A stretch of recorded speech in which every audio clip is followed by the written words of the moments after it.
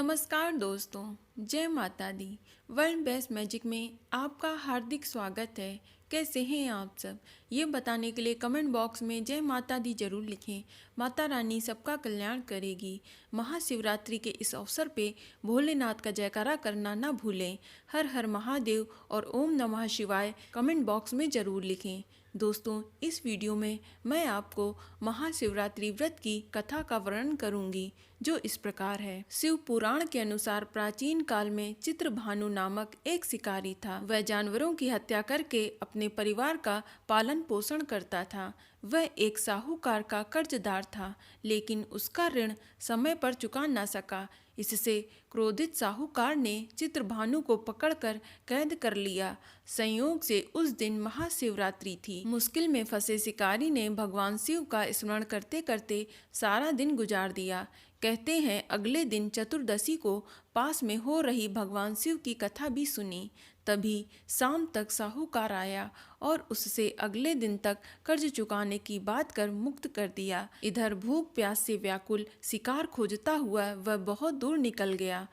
जब अंधकार हो गया तो उसने विचार किया कि रात जंगल में ही बितानी पड़ेगी। वह एक तालाब के किनारे बेल के पेड़ पर चढ़कर रात बिताने का इंतजार करने लगा।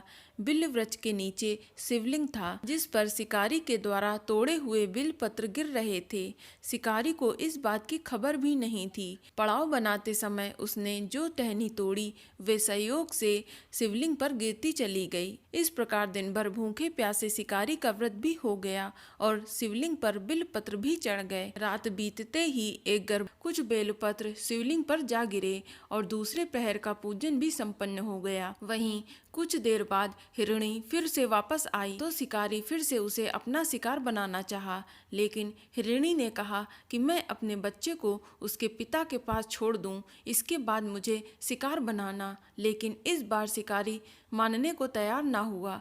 बोला, मैं पहले भी तुम्हें 2 बार छोड़ चुका हूँ। मेरे बच्चे भूख प्यास से व्याकुल हो रहे होंगे। उत्तर में हिरणी ने फिर कहा, जैसे तुम्हें अपने बच्चों की ममता सता रही है, ठीक वैसे ही मुझे भी। हे शिकारी, मेरा विश्वास करो, मैं इन्हें इनके पिता के पास छोड़कर तुरंत लौटने की प्रतिज्ञा करती हूँ। इस प्रकार प्रातः हो गई। उपवास, रात्रि जागरण तथा शिवलिंग पर बेलपत्र चढ़ने अनजाने में ही पर शिवरात्रि का पूजन पूर्ण हो गया। पर अनजाने में किए गए पूजन का फल उसे तत्काल ही मिला।